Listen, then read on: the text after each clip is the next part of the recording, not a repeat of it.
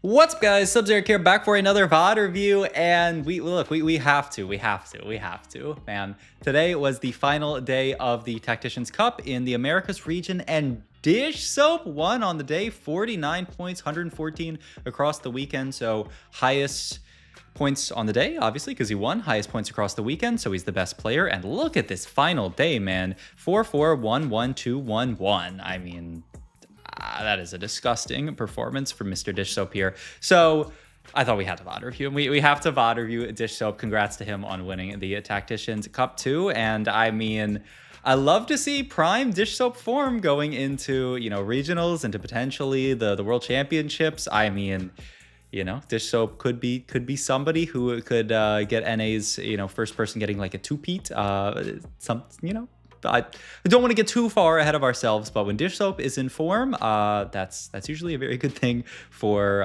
all of Americas, because he's one of our best. So yeah, in this game also Dishsoap played a comp that I really want to talk about. I think it's a little bit more under the radar as far as like reroll comps. It's not something that everybody's yapping about stuff like Renata, about stuff like Zeri reroll, things like this. So it's definitely something we can talk about. As far as units that we hold here, yeah, we want to hold on to the Maddie here. And the decision here is like, we have this Bruiser opener. Maddie pairs beautifully with the Bruiser opener if you ever find something like a step, so we need to hold on to that. So we opts, yeah, so the Morg there. And then also, yeah, pick up the Vi as well here over the Vex, just because if we're not holding the Vex, why do we hold the Vi?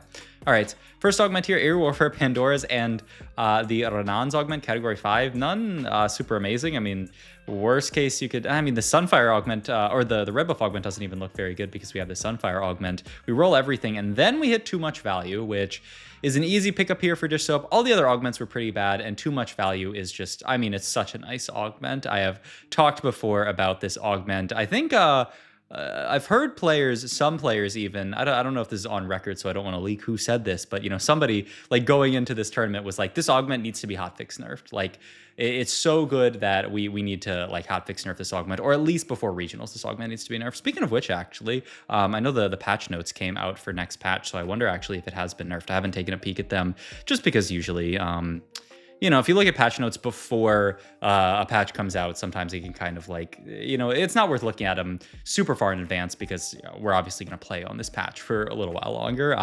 But yeah, in any case, we do actually pick up a win here against a full open player. This lobby is pretty aggressively full open, but you can see already this is the comp that Dishsoap wants to play for here. Puts into team planner here. This is this Quickstrikers reroll comp, and the nice thing about this comp is that you can fit 2 costs really easily. You can fit all of these guys. There's another 2 cost that most people usually fit on this board. I'm trying to think of actually who it is, because it's not the Rel, Akali. I'll go look at 2 cost units to remember who that it actually is here. But you can play 4 2 costs on this board really easily.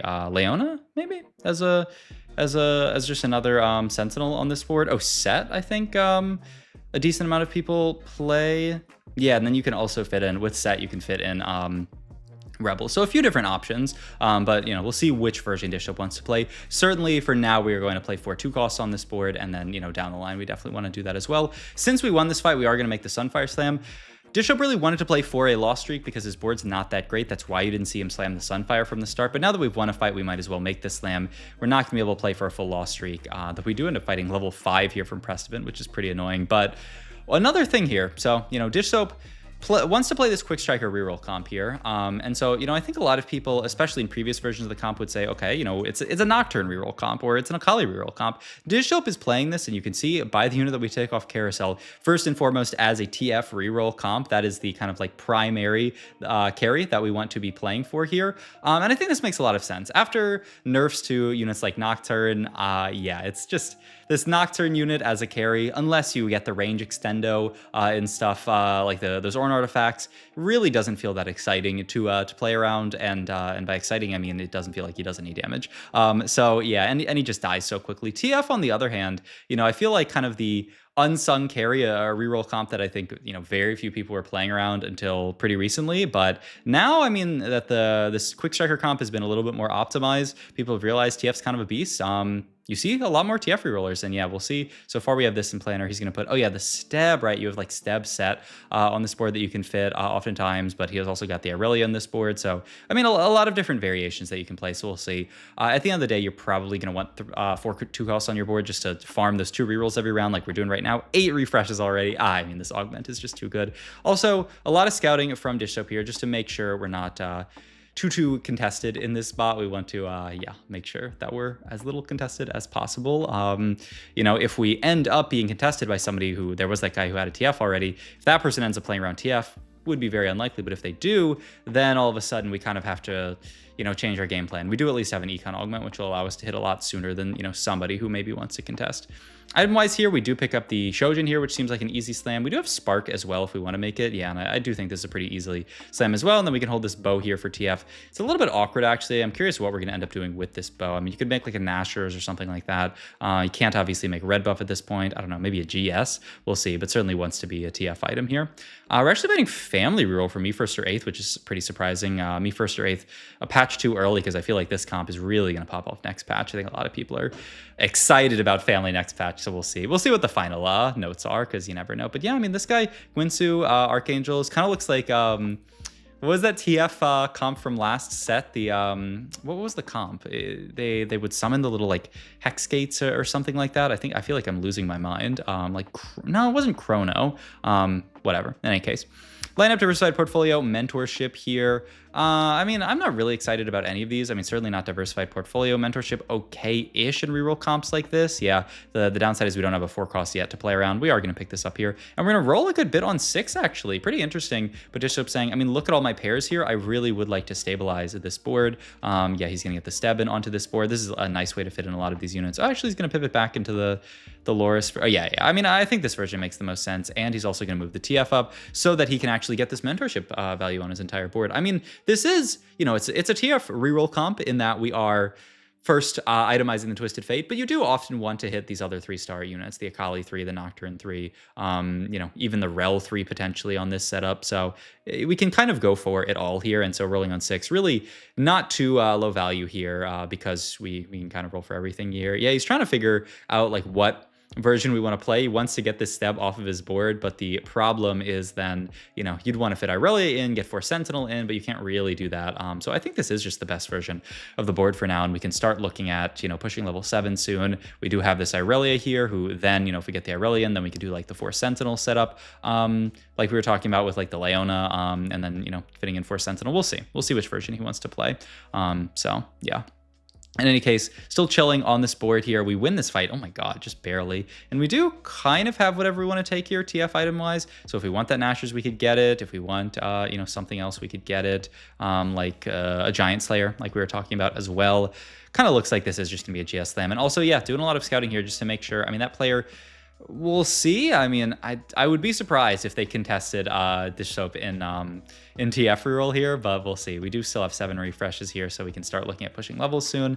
But yeah, I mean, we're probably not going to be able to level the rest of this stage, and then on 4-1 we're just going to push 7 and then start using more and more of these refreshes. So yeah, we fight this guy here. We can take a peek at them. I don't know. I'm not actually sure what they want to play for here with Gwinsu's plus Archangels. I mean, they could play into...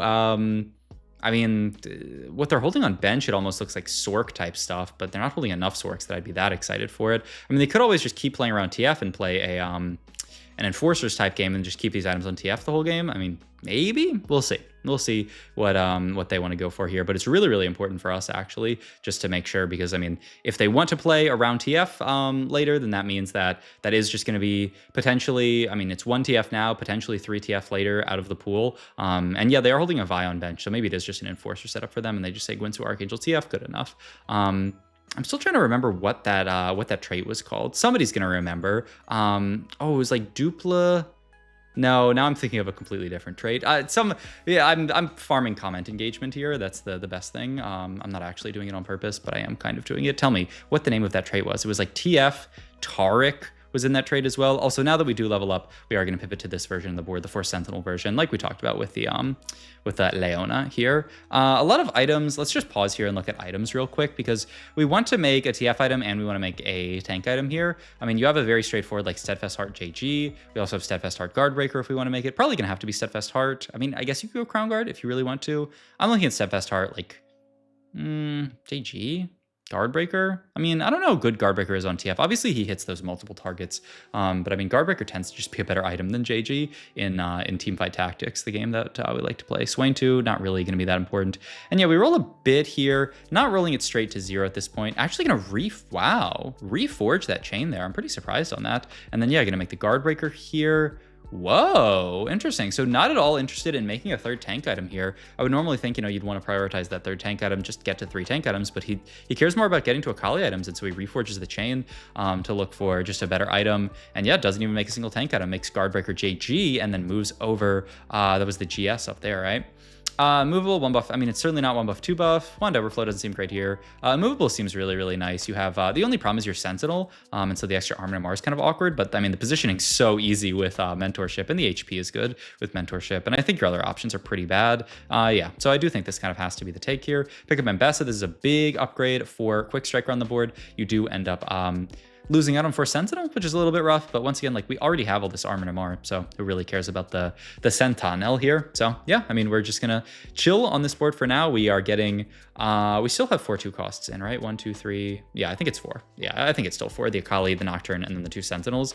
So still chilling here. Does a peek over at the other player. Looks like they were holding 2 TFs, I think, unless they're holding more than that on bench. So yeah, just trying to get a sense for how many TFs are out of the pool, because we don't want to be very contested, ideally. Also, yeah, even gonna sell off the Nocturne here. I think this makes perfect sense. The more that I've seen people try to play around this Nocturne unit, the worse that he has seemed. Yeah, so this guy's TF2.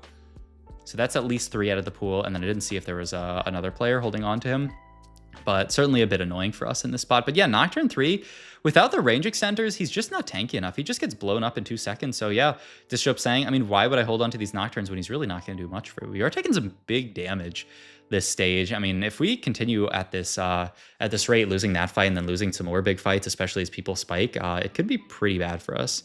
Tier here, a pretty nice take. It's on a Savika, so I mean, it's on a 5 cost, and then this also just allows us to make redemption if we want to. I guess if you really want to greed for it, you could greed it for Hodge. I'm looking at just making redemption here, though. Seems good enough, especially when we want to clump so much. That's another TF, which is really nice. This is potentially our sign to roll it down here. Pick up the Akali 3, and yeah, Dishsoap's going to stop here. I think that's so smart, actually.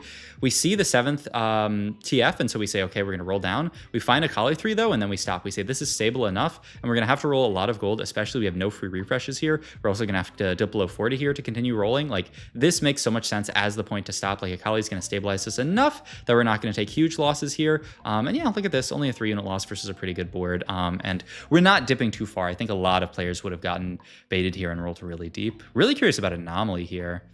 Well, even something like, I mean, yeah, I mean, this looks really, really good, right?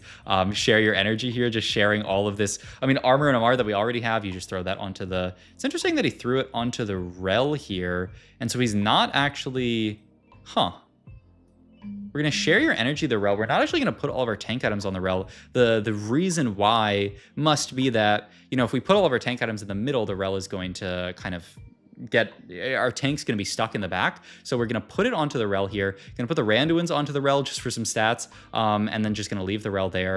It's kind of an interesting setup. Just share your energy onto the Rel instead of the Leona. I mean, honestly, the amount of stats that stuff like Sunfire and Spark are giving, it's not the most, and Redemption as well. Like, none of these items give a ton of like armor and MR, so you're not really losing out on that much, but you are gaining pretty significantly in positioning. So it's an interesting idea from Dishsoap, but I mean, I think it makes a lot of sense, and it's just a nice little micro optimization. I think a lot of people would get baited in trying to play for the most stats here, but he's really just trying to play for positioning and you know, the most reasonable stats in this spot here. Ends up taking BT for the Akali, and yeah, we have to roll down here for TF3. We do find it. We pick up the Alawi here as well. So wait, maybe now we're gonna move items over. We'll see. We're gonna make BT here. Redemption on Rel. Okay, so yeah, we are gonna now move items over to the Rel. Yeah, I mean, It's a cool idea. I mean, it really just looks like Dishsoap didn't want to move items over to the rel immediately. I'm not actually sure why he wanted to not move items over to the rel immediately, and he waited a couple of rounds to do it. You know, like, I mean, there is that idea of like positioning wise, but then he ends up moving the items over anyway. So yeah, I don't really get it, but I mean, at the end of the day, he got to save some removers, which, are we going to do anything with those? I mean, probably not. I think our TF items are going to stay TF items, or our Kali items are going to stay our Kali items. So, I mean, yeah, we saved some removers, but what's the upside to it? I don't know. In any case, we're in a really good spot now, actually. 42 HP, we found the TF3, and now we can kind of just watch the TF and the Akali do their work. They are actually a pretty nice kind of like duo here. The TF hitting kind of the entire board, 10,000 damage, and then the Akali being like pretty good single target here. That's Mbessa. That's also a Warwick. Do we want to end up like losing out on a Sentinel to play Warwick? Ooh, even, yeah, actually, I think this is a pretty reasonable call from Dishsoap to drop out of 4 Quickstriker here. 4 Quickstriker, I mean, the big thing that you're excited about 4 Quickstriker is that that like dash portion of it, right? But you don't need that dash on a TF. The dash is pretty good onto the Akali, but she also is just kind of like dashing around by the way her ability works. So losing out on that dash when you're playing around TF3 is not that big of a deal. And hey, we can still level to 9 and end up playing 4 Quickstriker anyway. Maybe, yeah, I don't know. I mean, as far as stuff off carousel here, we just need a last Akali item in this spot here. We already have an Ionic Spark, so another one of those won't do great. I mean, you just take IE, I guess, right? Yeah, I mean, it's not your favorite, but I mean, it's an item, and items are items. That's Alawi too as well. Wow, just find that. I mean, using our free refreshes, now we can move the Spark over to the Alawi. Still want to keep these items onto the rel, and the IE, it's gonna go, ooh, this is nice. So the idea is, yeah, I mean, we would rather play these items onto Mbessa now with the IE. Huh, I mean, it's an interesting idea, but I think it makes sense. I mean, 3-star 2 cost versus 2-star 4 cost should be about similar in power level. Probably 3-star 2 cost a little bit stronger, but the difference is that Alawi, or not Alawi, but Mbessa is just gonna use these items a lot better. I love these little things from Dishsoap. I mean, this is what TFT is all about, is these small optimizations, moving items over to Mbessa, things like that. I mean, it looks weird, right? I mean, I think a lot of people would balk at the idea of having a 0 item Akali 3 right now, but just to realize, I mean, would I rather have a 0 item Mbessa? Not really. Also, now that we have the 6 cost, we are mentoring the Mbessa as well, which is another really nice thing about getting this Warwick on the board. So yeah, I mean, a cool idea from Dishsoap, and the board is clear, and now we kill off Precedent here, and we're looking at potentially a level 9 where we can fit this Nocturne back in and get 4 Quickstriker back in, which is going to be pretty nice for stuff like the Mbessa. You know, the TF, not the end of the world not having it, but I mean, I think certainly Mbessa having 4 Quickstrikers in will be really nice. So yeah, I mean, at this point, we're just looking to level here, taking whatever kind of random item. I guess LW is not bad because we are missing Armor Shred at this point, and it's really yeah, we can move this over here, and then yeah, BT back to the Akali. Yeah, I think this makes perfect sense because whatever extra items we have want to go into the Akali. The Mbessa is going to spread the Last Whisper pretty well. The only downside is we lose the healing onto Mbessa, but I mean, healing just makes your dude heal. Like, you know, who needs healing? You don't always need healing, especially Mbessa's not our primary carry. If she dies, it's not the end of the world, and she also has all these extra stats, all this extra Armor to Mar going on her. It looks like it might be a win out for Dishsoap. I mean, Soji going down here, so it's just us and Darth Noob here. We can level now, get this in. This is obviously more refreshes, but much more importantly, it is 4 Quickstriker on this board. We actually do end up cutting the Leona here to pick up Rumble, who is, you know, obviously just a better unit on this board. And yeah, I mean, we'll see what Darth Noob's board can do, but I mean, this looks like it's actually the battle of the 3-cost reroll. We're beating, or we're fighting an Ezreal reroll board, so we'll see who can end up winning us versus the Ez reroll. Pretty cool setup from Darth Noob, actually. A cool Ezreal reroll game as well with the double Death Blade, but I don't think it's enough to beat Mr. Dishsoap here. Yeah, I mean, our board just looks so capped. Also, another Warwick over on the other side, another Sentinel board as well. Kind of similar boards when you look at it. Just, I mean, a lot of same units on this board, but, you know, obviously Quickstrikers for us, and then this guy playing more on the Rebel and the Pew Pew trait as well. So yeah, I mean, we'll see if our board can win out here. Last fight didn't look that close. Akali buying a lot of time there. This fight actually does look a good bit worse. Yeah, our Warwick, I mean, really just not doing as much. Yeah, we lost this fight a lot harder. Wow.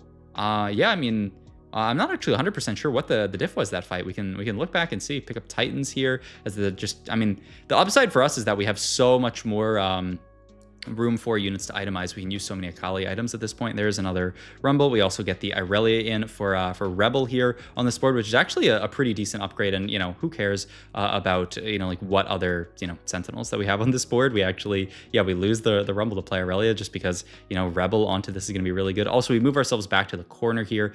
I mean, the big thing is just making sure that Akali can get this Titans off, making sure she lives long enough here, making sure Ambessa doesn't die is another big one. Yeah, I think that's probably what happened in the last fight there versus Darth Noob, is just our Ambessa, I think, got blown up because our Ambessa lived toward the end of that fight there, and that was really, really big. Making sure Ambessa just doesn't die is pretty important, just from a perspective of Ambessa is doing a lot of damage. And once again, remember, we talked about she has no healing, so we got to be a little bit careful. Also, this Irelia here to try to offset any kind of like AoE stuff. There's not too much AoE on the enemy side, but yeah, Ambessa here on the Warwick, actually, oh, that's so big. We just blew up their Warwick. I mean, this is fight RNG kingdom. This is like perfect fight RNG for us, and Dishsoap is going to take the dub on the lobby. I mean, I don't know, really, really cool TF reroll game. This is a comp, like I said, that I feel like is a bit under the radar as far as, you know, if I mean, I don't have to justify anything to you. You guys have watched the game already, but 3-star rate. I was going to look for Twisted Fate here. Yeah, I mean, really not that high. I mean, like Lori's around where like Loris is.